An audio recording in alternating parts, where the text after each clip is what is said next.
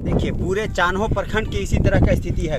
जगह जगह बिचड़े जले हुए हैं, जगह जगह खेत जुताई करके छोड़े हुए हैं। अगर अभी बारिश हो भी जाती है, 15 अगस्त तक सरकार की लाइन रहती है कि 15 अगस्त तक बारिश ना हो तब सूखा घोषित करेंगे, लेकिन अगर अभी बारिश हो भी जाती है तो इस बिचड़े से किसान खेती नहीं कर पाएंगे।